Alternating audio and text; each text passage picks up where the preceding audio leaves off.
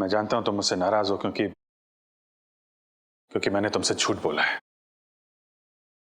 मगर जानते हो क्यों? क्योंकि उस दिन मैंने तुम्हारे चेहरे पे खुशी देखी थी और उस चेहरे पे मैं दर्द नहीं देख सकता था दया, सिर्फ इसलिए मैंने तुमसे झूठ बोला था। तुम मेरे चेहरे पे दर्द नहीं देखना चाहते थे ना, लेकिन तुमने खुशी क्यों छीन ली मेरी? हाँ?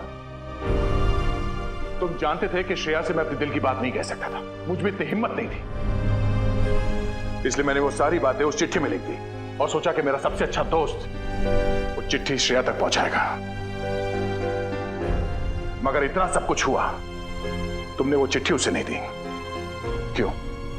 तुमने ऐसा क्यों किया मेरे साथ? वो एक्चुअली नहीं, शायद अभिजीत तुम्हारे पास इस बात का जवाब नहीं है।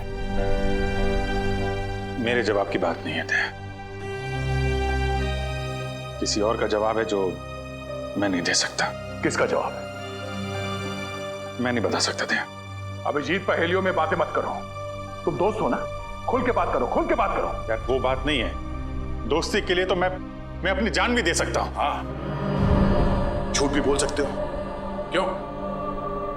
हाँ, मैंने तुमसे झूठ बोला है, लेकिन तुम्हारे लिए झूठ बोला, तुम्हें तकलीफ ना हो इसलिए झूठ बोला। तो मुझे तकलीफ नहीं हुई? हाँ? मैं खुश हूं, मगर सिर्फ और सिर्फ तुम्हारे वजह से मैं इस तरह से खुश हूं, तुम्हारे वजह से।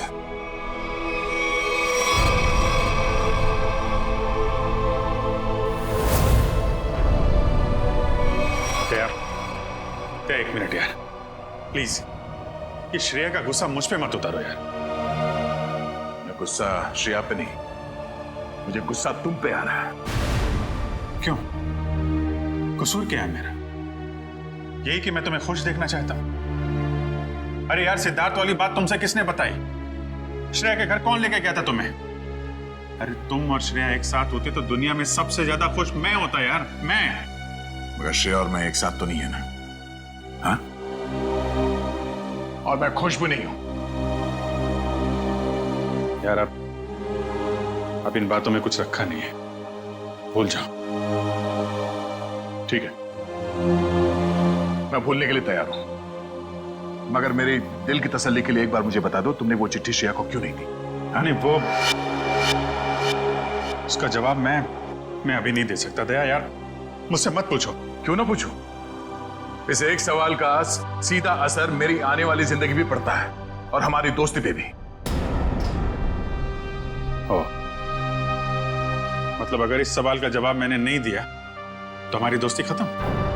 मैंने ऐसा नहीं कहा। अरे रहने दो यार, अगर हमारी दोस्ती इतनी सस्ती है कि एक छोटे से आंधी के झोंके से उसकी नींव डगमगा जाए, तो मुझे भी ऐसी दोस्ती में कोई दिलचस्पी नहीं है।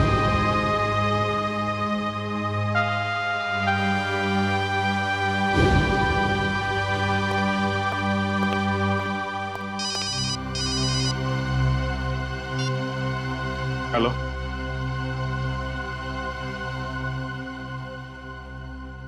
जी हाँ, सीआईडी ब्यूरो। जान खतरे में? एक मिनट, कहां से बोल रहे हैं आप?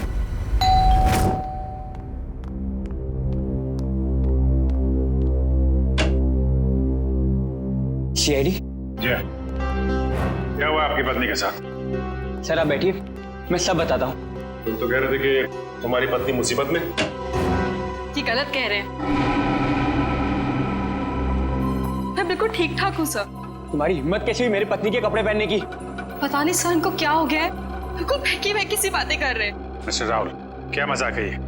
अगर आपकी पत्नी ठीक ठाक है तो सीआईडी का वक्त बर्बाद करने से क्या फायदा? सर मैं सीआईडी का वक्त बर्बाद नहीं कर रहा हूँ सर, नम्रता सच में बहुत बड़ी मुसीबत में है। दरअसल कुछ घंटे पहले लगता आ गई।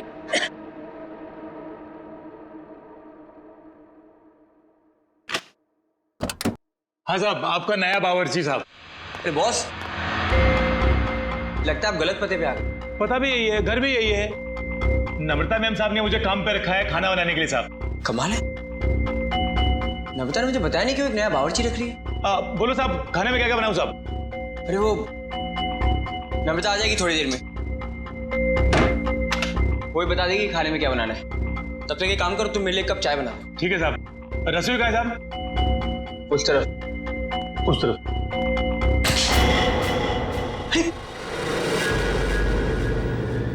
ये चाकू?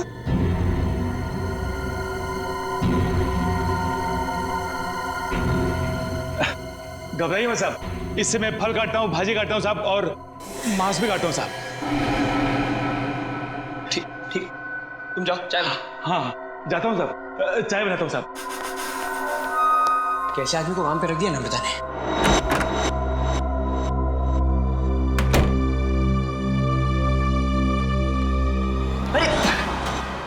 क्या साहब, डर गए क्या? ऐसे अचानक सामने आके तो कोई भी डरेगा ही ना।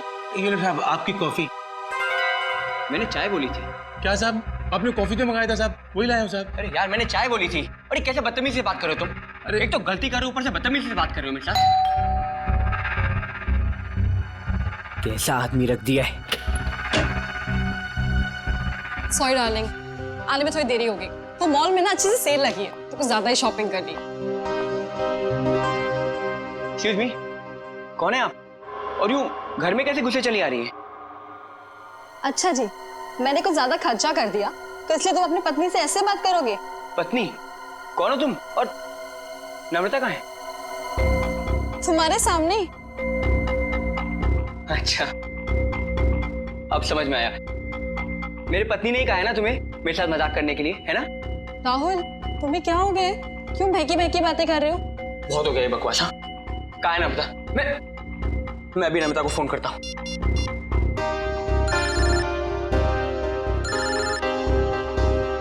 हेलो, कैसे हो? अब यकीन हो गया? बहुत हो गया ये बकवास, बहुत हो गया मजाक। कहाँ है नम्रता? बताओ मुझे, नम्रता कहाँ है? कहाँ है नम्रता? क्या किया नम्रता के साथ? राहुल, तुम ठीक तो हो? बुखार उखार तो नहीं है? छुओ मत मुझे, हाथ मत लगाना मुझे। ये तुम्हें नम्रता ने काम पे रखा था ना? हाँ साहब। कब रखा था? कल। यहाँ और बताओ, क्या यही नम्रता है? हाँ साहब, यही तो है नम्रता मैम साहब। देखो यार, वो कुछ छोटी मोटी चाय कॉफी के बहस करे, तुम झूठ मत बोलो। कौन है ये? नहीं साहब, मैं सच बोल रहा हूँ, यही है नम्रता मैम साहब। सुनो बलराम, तुम ना खाने में मिर्ची थोड़ी कम डालना, साहब को तीखा पसंद नहीं है। ठीक है मैम साहब। क्या हो रहा है यार, ये कुछ तो करना पड़ेगा। क्या करूं? सीआईडी को फोन करता हूँ। सर, तो बहुत अच्छा होगा कि फ्रेडी सर साथ में नहीं है, वरना असली और नकली पत्नी के चक्कर में वो खुद चक्कर खा जाते। ये लीजिए साहब, आप सब लोग के लिए पानी। देखिए सर, देखिए कैसे ये दोनों भैरवी मेरे घर में घुस आए हैं। न जाने इन्होंने मेरे पति नम्रता के साथ क्या किया होगा। राहुल, मैं ही तुम्हारी नम्रता हूँ।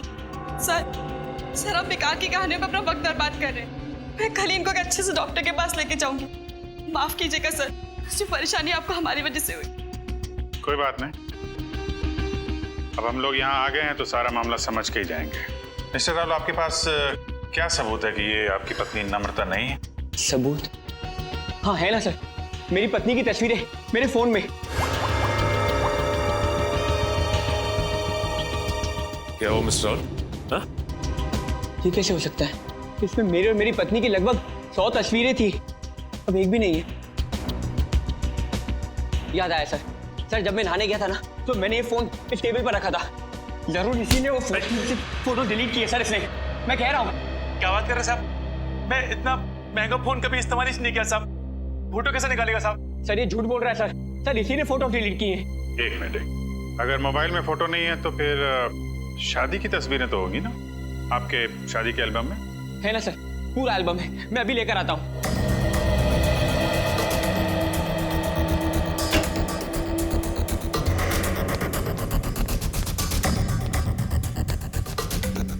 सर ये लीजिए सर, हमारी शादी का एल्बम। अब हो जाएगा दूध का दूध और पानी का पानी।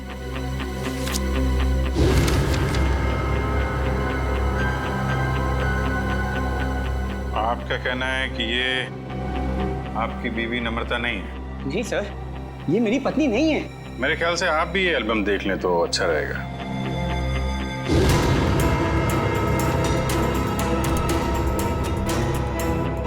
ये कैसे हो सकता है सर? ये कोई बहुत बड़ी साजिश है। ये कोई साजिश है मेरे खिलाफ। जरूर इसमें मेरी पत्नी भी शामिल है। उसी ने भेजा होगा इन दोनों को। मिस्टर राहुल, कभी आप कहते हैं कि आपकी पत्नी खतरे में है, कभी आप कहते हैं कि वो आपके खिलाफ साजिश रच रही है। कहना क्या चाहते हैं आप? सर मुझे कोई खतरा नहीं है और ये कोई साजिश नहीं है। मैंने आपसे कहा ना इनकी तबीयत खराब है। तुम चुप रहो, मुंह बंद रखो अपना। एक मिनट, आप नम्रता हैं, आपके पास कोई आईडी वगैरह है? जी हाँ सर, पासपोर्ट है, पैन कार्ड है। आपको जो चाहिए मैं दिखा सकती हूँ। प्लीज। एक मिनट।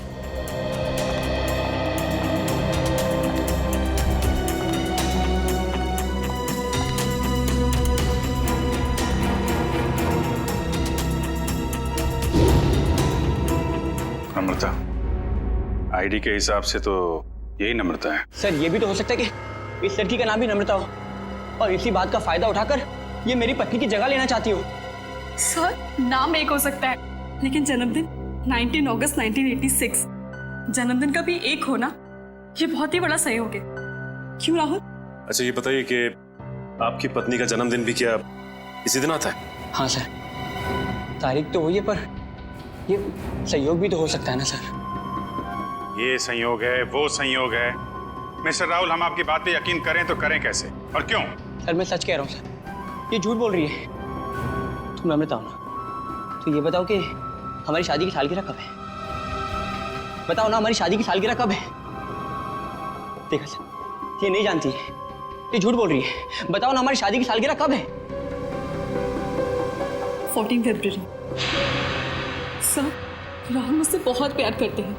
वैलेंटाइंस डे पे गोवा में हमने शादी की थी। सर ये पूरी तैयारी कर कर आई है। इसने मेरे पत्नी से ये सब पहले ही पूछ लिया होगा। कोई और सवाल पूछ के देखो। हाँ, ये बताओ कि तुमने चॉकलेट कहाँ छिपाई? चॉकलेट? ये चॉकलेट का क्या चक्कर है? सर मुझे डायबिटीज है पर फिर भी मुझे चॉकलेट खाना पसंद है। इससे नम्रता अक्सर मेरी लाई हुई चॉकलेट छिपा देती है, जो बात इसे नहीं पता। अगर तुम नम्रता हो तो बताओ कि तुमने चॉकलेट कहाँ छिपाई है? बताओ, तुमने चॉकलेट कहाँ छिपाई?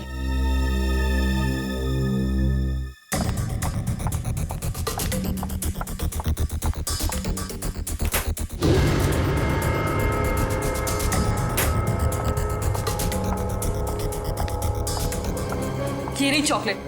मैं तुम्हें खाने नहीं दूंगी, डायबिटीज है तुम्हें। मुझे डायबिटीज नहीं है, मुझे दे दीजिए। अब क्या कहना आपको मिस्टर राहुल? सर ये लोग पूरी तैयारी कर कर आए हैं। ठीक है, एक पल के लिए हम आपकी बात मान लेते हैं, लेकिन ये आपकी पत्नी है या नहीं, इसका जवाब तो इस घर में ही मिलेगा। तलाशी लो घर की।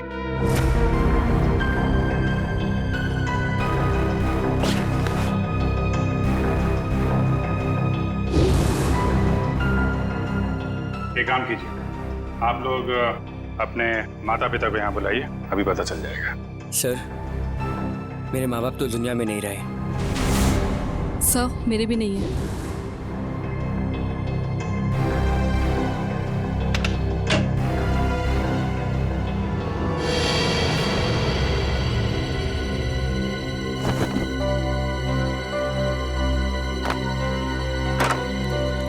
पंकज, ऐसी जगह पे ये डस्टबिन कैसे पड़ा? तो कोई रिश्तेदार दोस्त वो तो होंगे इस शहर में ना, उनको बुलाइए। सर दरअसल हम कुछ ही दिन पहले बैंगलोर से यहाँ शिफ्ट हुए हैं। यहाँ हम किसी को भी नहीं जानते। ओह, तो तुमने ये भी पता लगा लिया है?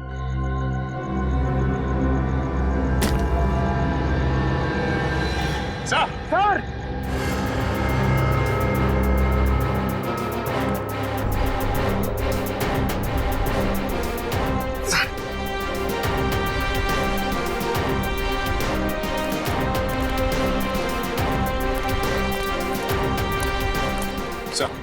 लाश।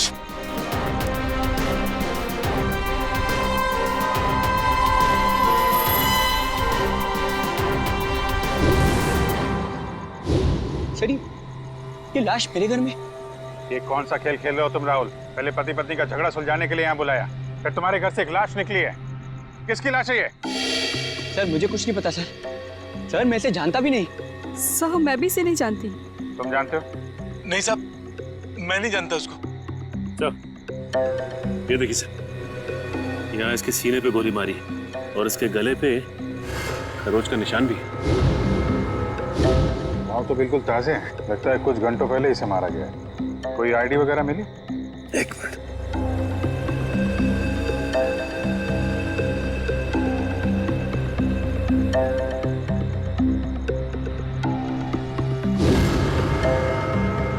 सर, इसका नाम पुलकित रॉबिन है। पुलकित रॉबिन? सर मैंने इसका नाम कहीं पढ़ा है। पढ़ा है? कहाँ पढ़ा है? अरे सर ये तो एक बहुत ही मशहूर टीवी सीरियल राइटर है सर, साउथ बहू का सीरियल। मैं देखता हूँ सर। एक टीवी सीरियल राइटर की लाश मेरे घर में? पंकज, मोबाइल पे देखो, इंटरनेट पे इस पुलकित रॉबिन की फोटो निकालो। देखो कहीं ये वही आदमी तो नहीं।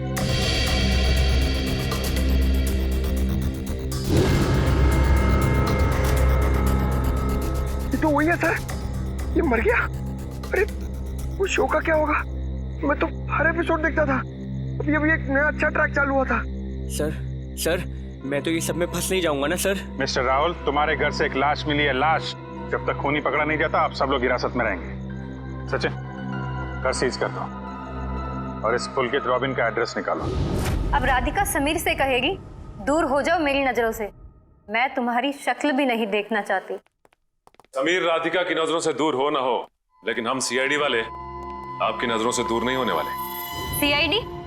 और मेरे घर में? जी, वैसे आप राइटर्स लोगों का काम बहुत मुश्किल होता है ना, इतना पेचीदा ताना बाना बनना पड़ता है, कभी कहानी का, कभी किरदारों का और कई बार खून का। दरअसल मैं समझी नहीं, आप लोग यहाँ क्यों आए हैं? दरअसल हम आपसे खून के बारे में पूछताछ करने आए, मगर अगर आप चाहें तो अगले हफ्ते देविका के साथ शो में क्या होने वाला है ये हमें बता सकती हैं, क्योंकि पुलकित जी तो रहे नहीं। क्या पुलकित सर का खून हो गया? कब और कैसे? ये तो अब आप ही बता सकती हैं। मैं? मुझे कुछ नहीं पता। इतनी भोली बनने की जरूरत नहीं है आपको। हम पुलकित के घर से आ रहे। पुलकित की पत्नी ने बताया कि आप पुलकित की असिस्टेंट हैं। और कल शाम वो आपसे मिलने के लिए ही घर से निकले थे, मगर वापस पहुंचे ही नहीं। ये बात सच है, मैं और पुलकित सर कॉफी शॉप में मिलने वाले थे, लेकिन वो वहाँ पहुंचे ही नहीं। कौन सी coffee shop? IG coffee shop. वही जो बैरिक्स रोड पे? हाँ जी वही। मगर पुलकित की लाश हमें मिली सृष्टि नगर में, और ये बैरिक्स रोड सृष्टि नगर से बहुत दूर है। तो इसका मतलब ये है कि तुमने पुलकित को कॉफी शॉप पर बुलाया, उसके बाद उसे बहला फुसलाकर तुम सृष्टि नगर ले गई और वहां तुमने उसका खून कर दिया। नहीं, ये बात गलत है। मैं ऐसा क्यों करूंगी? क्योंकि तुम पुलकित से जलती थी और तुम पुलकित की जगह लेना चाहती थी, इसलिए तुमने पुलकित का खून कर दिया। ये सब झूठ है। मैं 8 बजे से लेकर 11 बजे तक उनका इंतजार करती रही, पर वो वहां पर पहुंचे ही नहीं। मैं घर वापस आ गई क्योंकि उनका फोन भी नहीं लग रहा था। आपकी बात में कितनी सच्चाई और कितना झूठ, ये बहुत जल्द पता लग जाएगा। आप हमारे साथ चलिए। मगर कहाँ? ये सब क्या है? आप लोग हमें यहाँ क्यों लाए हैं? कोई कुछ बता क्यों नहीं रहा है हमें? एक मिनट, शांत हो जाए मैडम, सब कुछ पता चल जाएगा। मैं पुलकित की पत्नी हूँ और आप मुझ पर भी शक कर रहे हैं। हम किसी पर शक नहीं कर रहे, हम अपनी ड्यूटी कर रहे। ये आप प्लीज अपना हाथ आगे बढ़ाइए। हम लोगों को आपके खून के सैंपल्स लेने हैं। खून का सैंपल? मगर क्यों? क्योंकि पुलकित की गर्दन पर हमें कुछ खरोंच के निशान मिले और उस खरोंच में नेल पॉलिश के ट्रेसेस हैं। इसका मतलब साफ है, पुलकित के खून में किसी लड़की का हाथ है। लाइए हाथ आगे कीजिए। फिलहाल इस केस में लड़कियां सिर्फ आप तीनों ही। सर आप लोग खूनी को ढूंढने में इतनी मेहनत करें, प्लीज मेरे पत्नी को भी ढूंढिए ना। न जाने नम्रता किस हाल में होगी, कहाँ होगी। फिर वही बात राहुल, कब तक खेलोगे ये खेल? और मैं एक बार नहीं बार बार कह चुकी हूँ कि मैं ही तुम्हारी नम्रता हूँ। चुप हो जाओ तुम, कितना झूठ बोलोगी? क्या चाहिए तुम्हें? पैसे चाहिए ना? कितने पैसे चाहिए तुम्हें मेरे घर और मेरी जिंदगी से जाने के लिए? क्या? मैं और पैसे? कैसी बात कर रहे हो तुम राहुल? मिस्टर राहुल, आपके पास आपकी पत्नी का फोटो नहीं है, चेहरा तो याद है, कम से कम उनका स्केच तो बनवा सकते हैं। जी सर, जरूर। ये बाल आगे से, हाँ यहाँ से थोड़े और लंबे। सर, हमारे क्रिमिनल डेटाबेस में इस बावर्ची का कोई रिकॉर्ड नहीं है। देखा साहब, मैं बोल रहा था ना साहब, मैं एकदम निर्दोष है साहब, मुझे जाने दो ना साहब। ठीक है, तुम जा सकते हो, मगर याद रख तुम शहर से बाहर नहीं जाओगे और जब भी बुलाया जाए ब्यूरो आ जाना। ठीक है। पता नहीं किसका स्केच बनवा रहे हैं ये, मैं तो यहाँ बैठी हूँ। सर।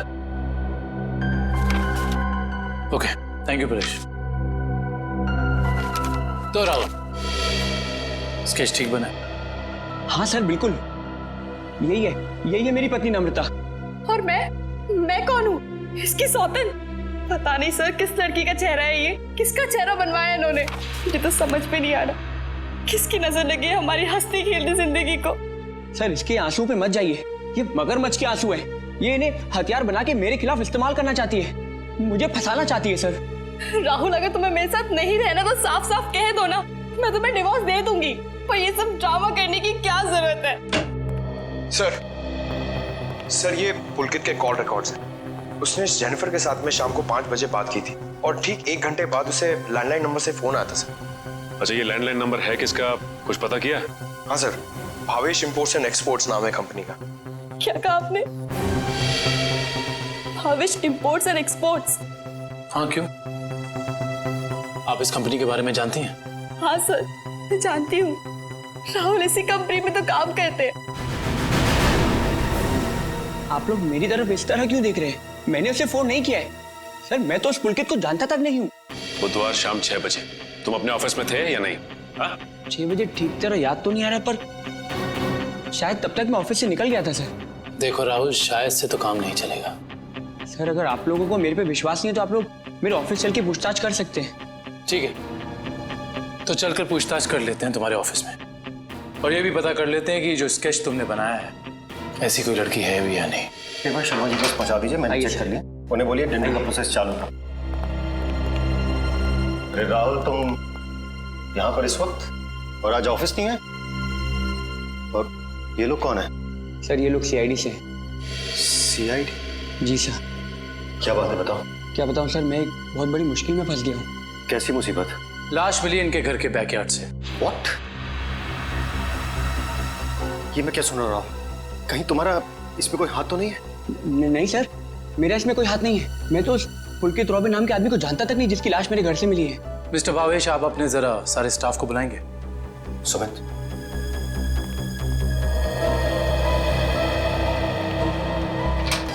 सुनो, सबको बॉस अंदर बुला रहे हैं।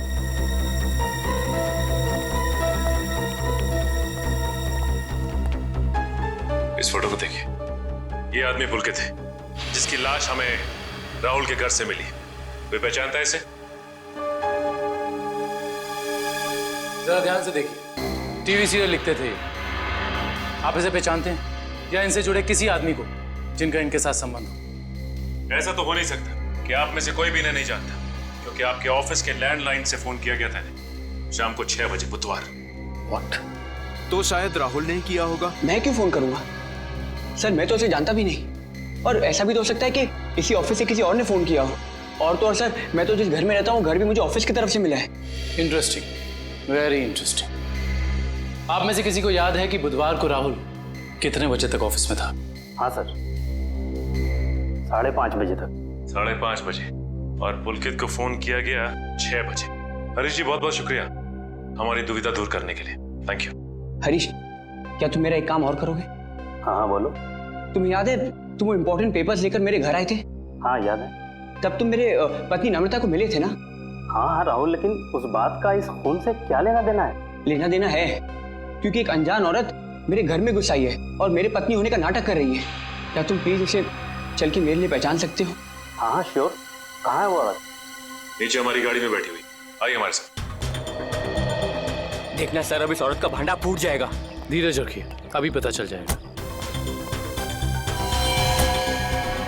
अरे हरीश जी, कैसे हैं आप?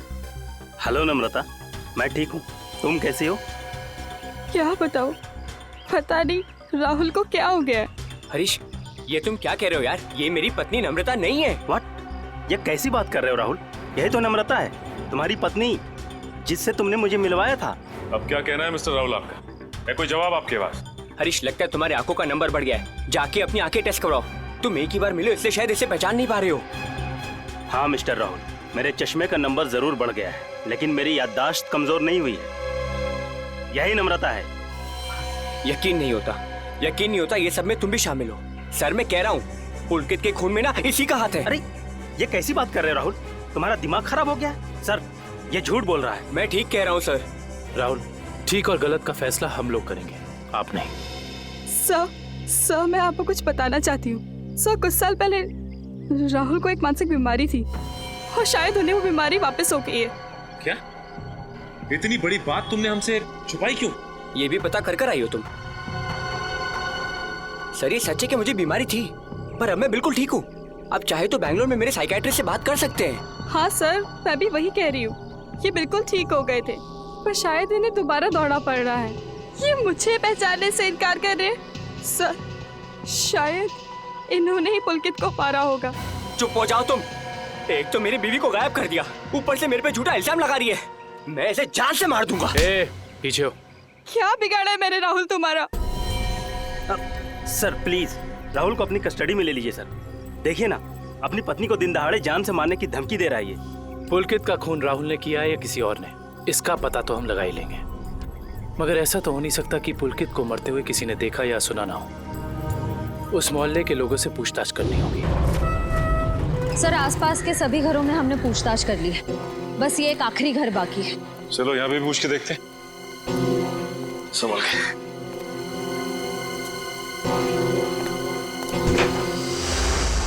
दरवाजा खुला। तो इस तरह से दरवाजा क्यों खुला छोड़ेगा? और यहाँ ये कैमरा कैसे? इधर भी है। कुछ तो गड़बड़ है यहाँ पे। एक काम करते हैं, इस घर की तलाशी अच्छी तरह से लेते हैं।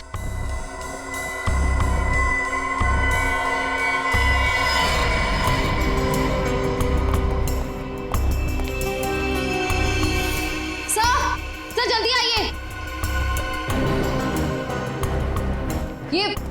ये देखिए एक और कैमरा, 2 कंप्यूटर स्क्रीन, स्पीकर्स और हेडफोन्स। दो कंप्यूटर स्क्रीन एक साथ बाहर, और यहाँ कैमरास भी लगे। कहीं यहाँ वीडियो एडिटिंग तो नहीं चल रही? इसे ऑन करो।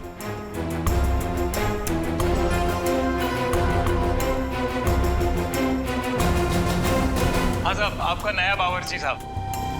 लगता है आप गलत पते पे आ गए। नम्रता मैम ने मुझे काम पे रखा है खाना बनाने के लिए। चाय बनाता हूँ साहब। अरे जाओ ना। अभी क्या?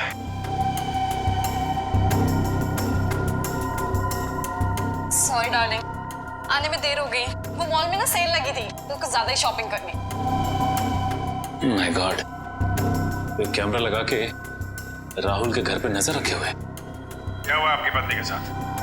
सर आप बैठिए, मैं सब बताता हूँ। सिर्फ राहुल की नहीं, सीआईडी की भी। मैं तो बिल्कुल ठीक ठाक हूँ। सर एक बात समझ में नहीं आ रही है, इतनी दूर से सीआईडी का वक्त बर्बाद करने से क्या फायदा है? मगर ये आवाज इतनी क्लियर कैसे आ रही है? मैं भी आया। सर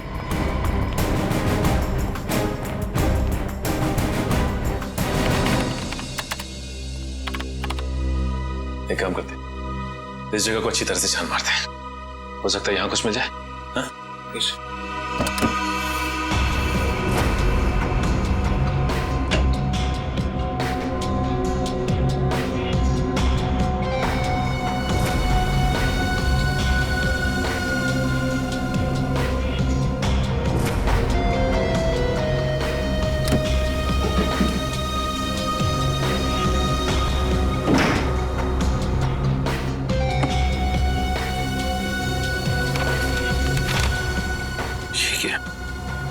क्या हुआ सर?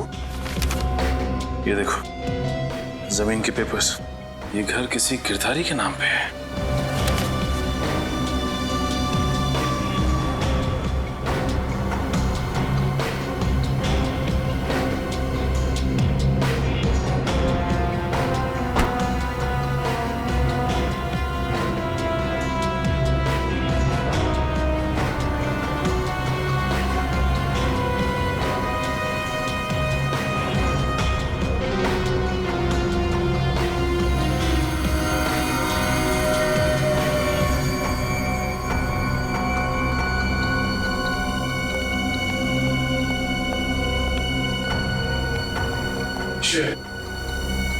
तुम्हारे सारे सवालों का जवाब ये माइक है, जो मुझे राहुल के घर से मिला। स्पीकर के अंदर छुपा के रखा हुआ था। इसका मतलब गिरधारी जो राहुल के घर पे नजर रखे हुए था, उसी ने माइक लगाया हमें। कौन गिरधारी? अरे दुष्यंत, ये घर के कुछ पेपर्स मिले जिसमें लिखा है कि गिरधारी इस घर का मालिक है। आप लोग सुंदर जी के मेहमान हैं? तुम कौन हो? जी मैं तो यहाँ पर किराए पर रहता हूँ, पर आप लोग कौन हैं? हम लोग सीआईडी से। सीआईडी? जी हाँ, सीआईडी। देख के लगता है कि तुम कहीं बाहर से आ रहे हो। यहाँ सर मैं तो अभी गोवा से आ रहा हूँ, पर आप लोग यहाँ पर सुंदर जी ने कहीं कुछ। एक मिनट, ये सुंदर कौन? सर जब मैं यहाँ से जा रहा था तो मैंने ये घर सुंदर नाम के एक अंकल को किराए पर दिया था। क्या बात, तुम खुद यहाँ पे किराए पे रहते हो और ये घर तुमने किसी को किराए पे दे दिया? सर मैंने सोचा कि गोवा जाने का खर्चा निकल आएगा सर, इसलिए। और गिरधारी जी जिनका ये घर है, वो कहाँ? सर वो तो लंदन में रहते हैं सर, साल में सिर्फ एक बार ही इंडिया आ पाते हैं। ओह, उसी का फायदा उठा रहे हो तुम? ये कंप्यूटर कैमरास तुम्हारे? नहीं सर, ये सब मेरा नहीं है सर। झूठ बोल रहे हो तुम राहुल के घर पे नजर रखे हुए थे, जासूसी कर रहे थे उस पे।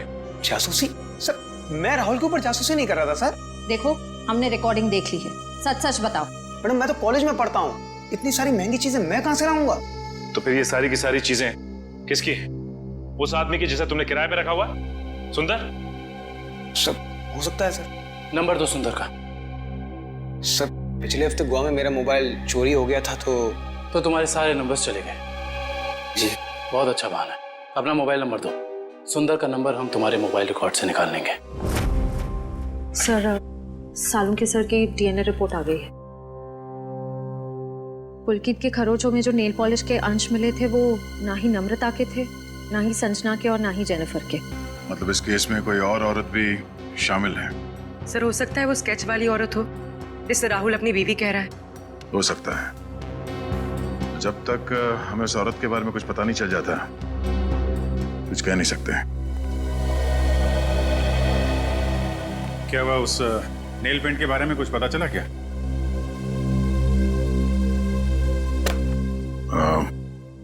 पूरी मुझे कुछ काम है, मैं बाद में आता हूँ।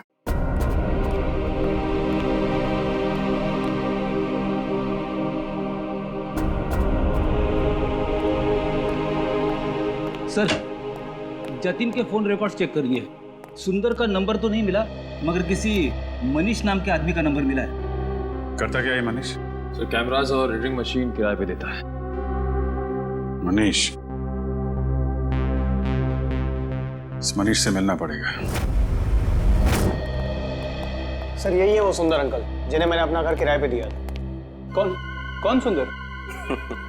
मैं मनीष हूँ। गलत बात है मनीष जी, आप इतने महंगे कैमरा इक्विपमेंट्स ऐसे ही खुले घर में छोड़ा है। इन्हें तो अरेस्ट करना होगा। बिल्कुल।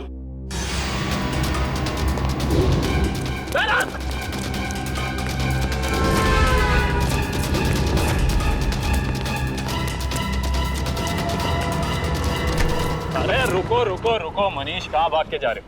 अभी तो तुम्हारा ऑडिशन भी बाकी है, जो शुरू होता है अब। मेरा कोई इरादा नहीं था सर, मैंने तो वही किया जो मुझसे कहा गया था करने के लिए।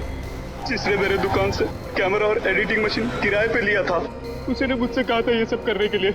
जिसने तुमसे कैमरा किराए पर लिया, उसी ने तुमसे घर भी किराए पर लेने को कहा। जी सर, उसी ने मुझसे कहा था कि कैमरा इस तरह से फिट करूं कि सामने वाले घर का सारा नजारा दिखना चाहिए। अब तो मिलना पड़ेगा इस इंसान से। है कौन ये जनाब? जी कहिए। जी हम लोग सीआईडी से। सीआईडी? आइए। भावेश का कुछ पता चला क्या? भावेश का पता चला मतलब? हम लोग तो भावेश से ही मिलने आए। लेकिन वो तो कल से घर नहीं आए, उनका फोन भी नहीं लग रहा है। क्या कल से घर नहीं आए? आपने पुलिस में रिपोर्ट लिखवाई? मैंने रिपोर्ट लिखवाई थी, लेकिन उन्हें भी कुछ पता नहीं चल पा रहा है। सर लगता है उन्हें पता चल गया होगा कि हम आने वाले हैं, इसलिए।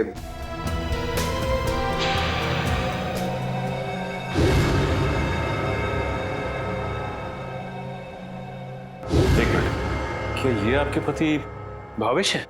जी हाँ। ये केस तो और पेचीदा बनता जा रहा है। सब मेरे पति भावेश को ढूंढ निकालिए। देखिए मैम, आप चिंता मत कीजिए, अब भावेश का नंबर दीजिए हमें। जी 197985643।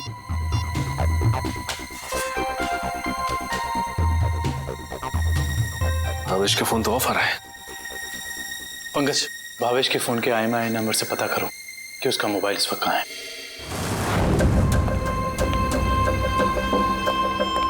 मैं आखिरी बार पूछ रही हूँ भावेश तुमसे, वो सीढ़ी तुमने कहाँ रखी है? नहीं बताऊंगा मैं मर भी जाऊँ ना तो तुम्हें भी साथ लेकर डूबूंगा, समझ गई तुम? मैं डूबू या ना डूबू, पर तुमने अपनी जिंदगी जी ली है, याद कर लो अपने भगवान को।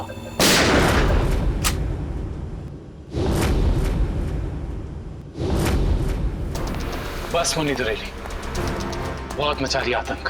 कानून को काफी वक्त से तुम्हारी तलाश थी, मगर हमें नहीं पता था कि हम इस केस के जरिए तुम तक भी पहुंच जाएंगे। खुश तो ऐसे हो रहे हो जैसे तुमने मुन्नी को जेल में डाल दिया है। ये तुम्हारी खुशकिस्मती है या बदकिस्मती कि तुम मुन्नी के दरबार में खुद चलकर आए हो? देख क्या रहे हो, खून दो इनको।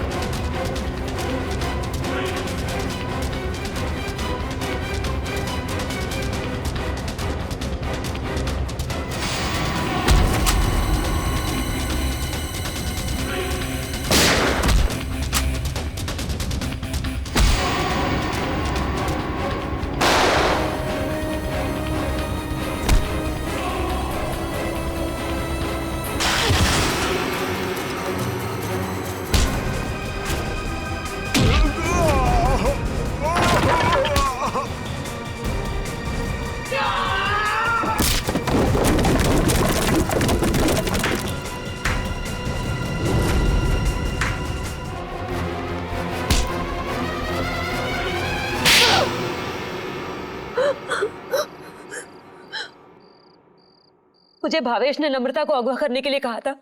क्यों भावेश, क्या बिगाड़ा था नम्रता ने तुम्हारा? बहुत लंबी कहानी है। कोई बात नहीं मिस्टर भावेश, CID के पास मुजरिमों की दास्तान सुनने के लिए हमेशा वक्त रहता है। शुरू कीजिए अपनी कहानी। ये उस वक्त की बात है जब मैं शहर में नया नया आया था। टेलीविजन की दुनिया में लेखक के तौर पर नाम कमाना चाहता था। अलग अलग तरह की कहानियां लिखी, अलग अलग तरह के किरदारों को जन्म दिया। मेरी आंखों में सिर्फ एक ही सपना था कि किस तरह मेरी कहानी छोटे पर्दे पर साकार हो जाए। मगर तुम्हारा तो इंपोर्ट एक्सपोर्ट का बिजनेस था ना? क्योंकि मेरे साथ कुछ ऐसा हुआ जिसने मुझे मजबूर कर दिया अपने सपनों को कुचलने के लिए।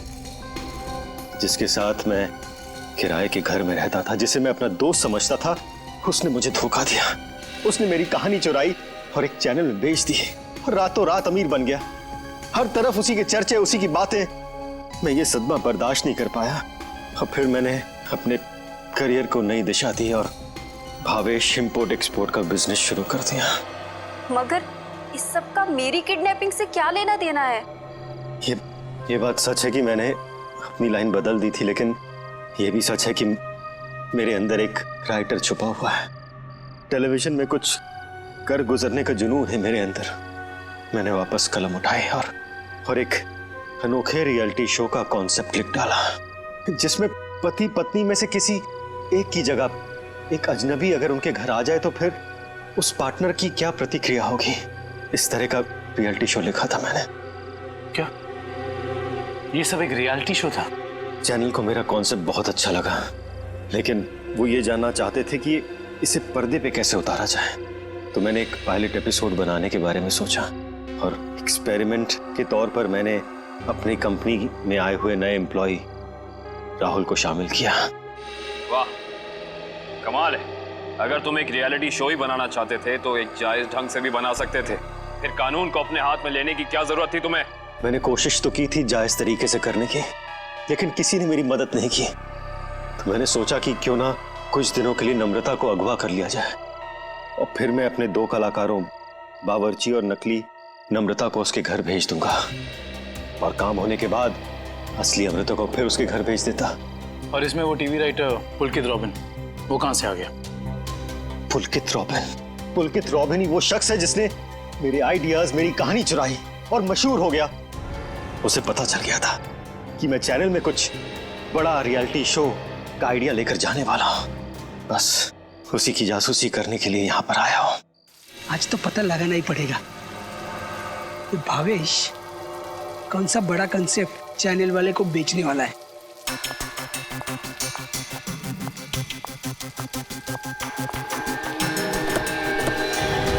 चल गाड़ी में बैठ। मानो तुम, मैं नहीं जाऊंगी। गाड़ी में बैठी तो गोली मारो।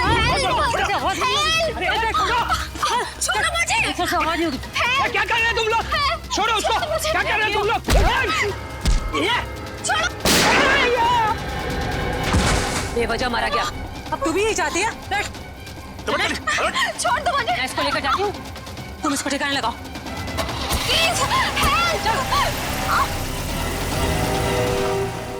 घर पहुंचकर जब मैं मेरे लगे हुए कैमरा की फुटेज देख रहा था, तब मैंने देखा कि इस मुन्नी ने पुलकित का खून कर दिया है और मेरे बने बनाए प्लान को चौपट कर दिया। मैं उसे मारना नहीं चाहती थी, वो खुद बीच में आ गया था। और जब आप लोग मेरे ऑफिस आए, तब आप लोगों को देखते ही मैं समझ गया कि अब सीआईडी से बचना नामुमकिन है। मैं बहुत घबरा गया था और उसी घबराहट में मैं यहाँ मुन्नी से मिलने आ गया। मुन्नी, तुमने मुझे फंसा दिया। पता है सीआईडी मेरे ऑफिस तक चली आई। एक तो पुलकित को मारा, ऊपर से उसकी लाश मेरे घर में छुपा दी। बोला था ना सेठ, लड़का लोगों को नहीं पता था कि तुम्हारा घर राहुल की कंपनी में आता है। अरे मैंने तुम्हें सिर्फ किडनैप करने के लिए कहा था, वो भी कुछ दिनों के लिए, पर तुमने पूरा रायता फैला दिया। याद रखना मुन्नी, अगर सीआईडी ने मुझे गिरफ्तार किया ना, तो मैं तुम्हारी सारी पोल खोल दूंगा। बता, कहाँ रखा है? बोल। नहीं बताऊंगा। नहीं। इसको भी बांध दे। मुन्नी ठीक नहीं कर रही हो। तो अब वो टेप कहाँ है जिसमें मुन्नी की रिकॉर्डिंग थी? मेरे मैनेजर हरीश के पास। सिर्फ वही एक शख्स था जिसे मेरे रियलिटी शो के आइडिया के बारे में पता था। और वो माइक, वो कब लगाया राहुल के स्पीकर में? वो स्पीकर राहुल का नहीं था। वो स्पीकर भी गिफ्ट के तौर पर मैंने राहुल के घर भिजवाया था। जब हरीश उसके घर फाइल लेकर गया तो उसी के साथ मैंने स्पीकर भिजवा दिया था। लेकिन आपने हमारे विश्वास के साथ खिलवाड़ किया है भावेश जी। मुझे माफ कर दीजिए।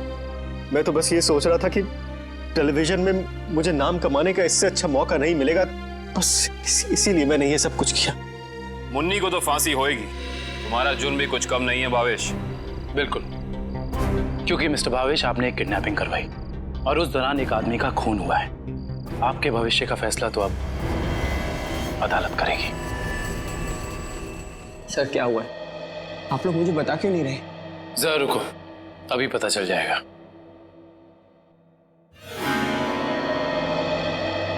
राहुल। राहुल। नम्रता, तुम ठीक तो हो? तुम ठीक हो ना? हाँ, मैं ठीक हूँ। थैंक गॉड तुम आ गई। थैंक गॉड तुम वापस आ गई। मुझे तो लगा था मैंने तुम्हें हमेशा हमेशा के लिए खो दिया है। हाँ, मुझे भी ऐसे ही लगा था। मुझे तो उम्मीद भी नहीं थी कि मैं कभी तुम्हारे पास जिंदा लौट कर भी आऊंगी। वो तो अच्छा हुआ कि सही वक्त पर सीआईडी वाले आ गए, जिन्होंने हमें फिर से मिला दिया। तुम दोनों मुझे माफ कर देना। मुझे नहीं पता था कि मेरी एक्टिंग चीजों को इतनी गलत दिशा में ले जाएगी। एक्टिंग? मैडम, माना कि भावेश जी ने आपको वहाँ एक एक्टिंग असाइनमेंट के लिए भेजा था, मगर लाश देखने के बाद और सीआईडी की कस्टडी में होने के बावजूद आपने हमें सच क्यों नहीं बताया? क्योंकि सर, उन्होंने मुझसे कहा था कि कितनी भी टेढ़ी स्थिति क्यों ना आ जाए, मैं अपना काम करना ना छोड़ूं, एक्टिंग ना छोड़ूं। इसलिए मुझे लगा कि वो नाश भी लगती है और सीआईडी भी, सब उस रियलिटी शो का हिस्सा है। वाह, और आप अपनी एक्टिंग के चौके छक्के की बारिश करते रही।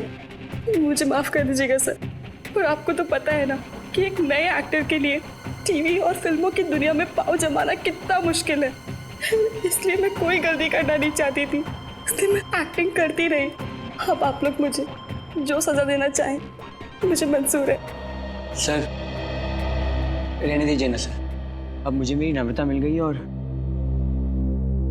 आप लोगों ने भी असली मुजरिम को पकड़ लिया है। गलती तो उन्होंने की है, तो इन्हें सजा भी मिलेगी, लेकिन इन्हें क्या सजा मिलेगी ये अदालत तय करेगी। फिलहाल आप दोनों जा सकते हैं। Thank you sir, thank you so much.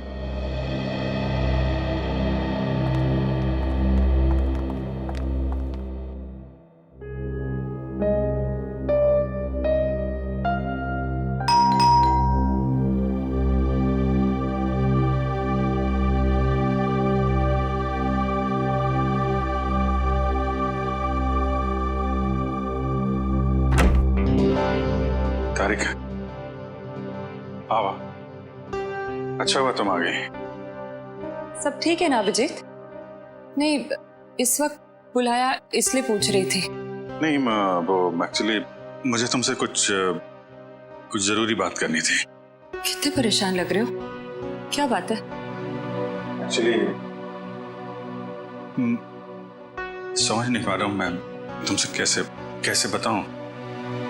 मैं समझ गई, दया के बारे में ना? मैं जानता हूँ ये सुनकर तुम्हें बहुत धक्का लगेगा और इससे पहले मेरी हिम्मत जवाब दे जाए, मैं तारिका, जब एसीपी साहब यहाँ वापस आएंगे तो मैं उनसे कहने वाला हूँ वो मेरा ट्रांसफर कर दे। क्या ट्रांसफर? आई एम सॉरी तारिका, मैं और बर्दाश्त नहीं कर सकता। मेरे और दया के बीच में जो कुछ चल रहा है, मैं अभिजीत, लेकिन दया तो तुम्हारा दोस्त है ना? हाँ, लेकिन अब दोस्ती रही कहाँ? अरे ऐसे क्या, दोस्तों के बीच में तो ऐसा होता रहता है, ऐसी छोटी मोटी गलतफहमियां, ऐसे झगड़े। इसका मतलब ये थोड़ी कि एक दोस्त ऐसे मुंह मोड़ के निकल जाए। तारिका, मैं जान दे सकता हूं मैं उसके लिए, वो बात नहीं है, लेकिन ये सब मैंने सपने में भी नहीं सोचा था कि हमारी दोस्ती इस मुकाम तक पहुंच जाएगी। मैंने फैसला कर लिया है, मैं यहां से चला जाऊंगा।